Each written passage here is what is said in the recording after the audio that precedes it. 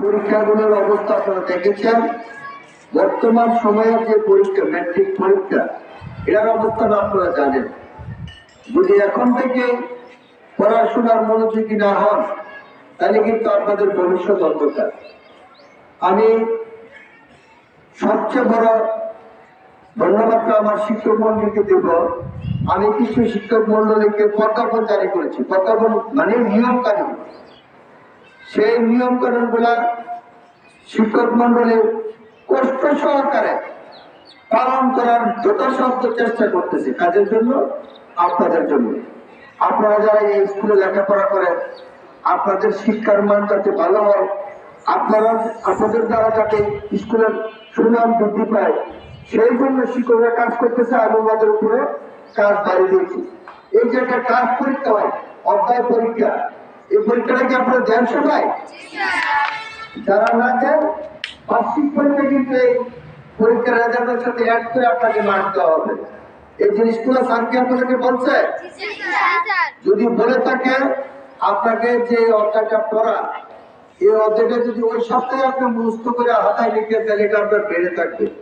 এই চাপটুকু আমি স্যারদেরকে দিয়েছি।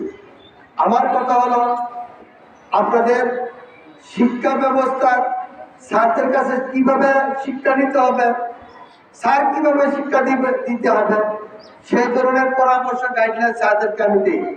স্যাররা এই স্কুলের সুনাম রক্ষার জন্য যথাসাধ্য চেষ্টা করতেছে যে আমরা অন্ততকে একটি মডেল স্কুল হিসাবে গড়ে তোলার জন্য স্যাররা অত্যন্ত পরিশ্রম করতেছে। আপনারা জানেন, স্যাররা ডাইল ভাত খায়, একটা সবজি, একটা ডাইল খায়। কেন খায়? ওনাদের বাড়িতে তো ভালো ভালো পাক শাক আছে। এটা খাওয়ার উদ্দেশ্য ছিল যে ওনাদের পেটে যদি ভরাট থাকে, তাহলে আপনাদেরকে পাঠদানটা করতে সুবিধা হবে। তাহলে ওনারা অসুস্থ হয়ে যেত। আজকে যারা অসুস্থ হয়েছে তাদের মতো আপনারা খেয়ে আসেন না, সময় মতো টিফিন খান না, ব্যস্ত থাকেন অন্য কিছু নিয়ে, এত করে আপনারা অসুস্থ হয়েছে। আমি বেশ কিছু বলবো না। আমি আমার স্কুলের মান সম্মান রক্ষা করার সকল দায়িত্বে যুক্ত হলো আপনাদের ছাত্রছাত্রীরা। একটা শিক্ষক তখনই সম্মানিত হয় যখন একটা স্কুলের রেজাল্ট ভালো হয়। আমরা এই যে বৃত্তি, এটির বৃত্তির জন্য আমরা প্রস্তুতি নিতেছি। যারা যারা এটি বৃত্তি দেওয়ার ইচ্ছা, আপনারা স্যারদের সাথে অবশ্যই যোগাযোগ করবেন এবং প্রিপারেশনটা নিতে হবে ওইভাবে, যাতে বৃত্তি দিলে যাতে বৃত্তি পাওয়া যায়। আর বৃত্তি দিলাম, আমি বৃত্তি পরীক্ষা দিছি, এ পরীক্ষা দেওয়ার কোনো অর্থ নেই। যাই হোক, অনেক কিছু বললাম। আপনারা যারা এই স্কুলের ছেলে মেয়ে আছেন, আপনাদের কি এখন রাস্তাঘাটে কোনো সমস্যা আছে? কোনো মেয়ে ছেলে কি রাস্তাঘাটে কারো দ্বারা ডিস্টার্ব বা প্রদ্রুপ করা আপনাদেরকে?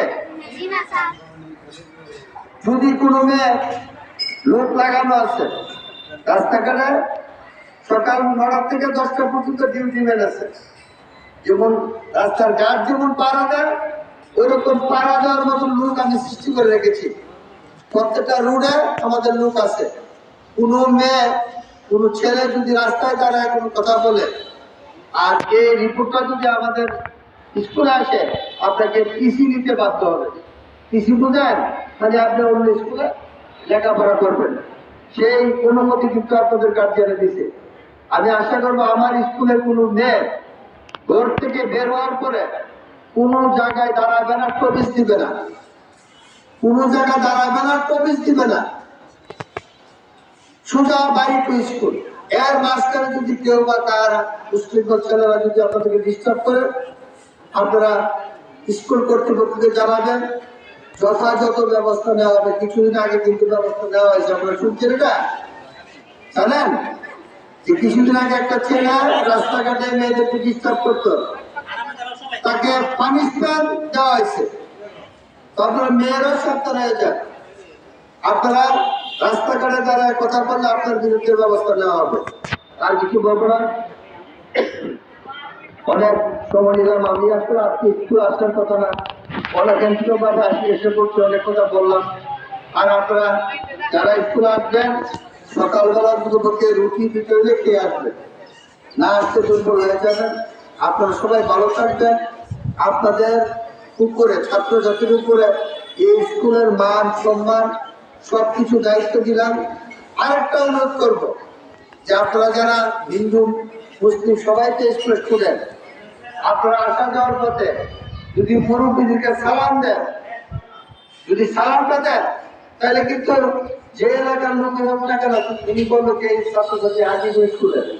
আমি আপনাদের বিনীত সহিত অনুরোধ করবো, ছোট ছোট ছেলে মেয়ে এবং আমার স্কুলের ছাত্রছাত্রীকে আপনারা আজকের পর থেকে আসা যাওয়ার পথে যে কোনো মুরব্বী হোক, আপনাকে একটু বয়সে বলো আসসালামু আলাইকুম, এটা দিতে আপনাদের অসুবিধা আছে? যাতে আজকের পর থেকে শুনি যে হাজিপুর স্কুলের ছাত্রছাত্রীরা রাস্তাঘাটে মুরব্বীদেরকে সালাম দেয়। এই সালামের আশাটুকু দেখে আমি আমার বক্তব্য শেষ করছি। আসসালামু আলাইকুম।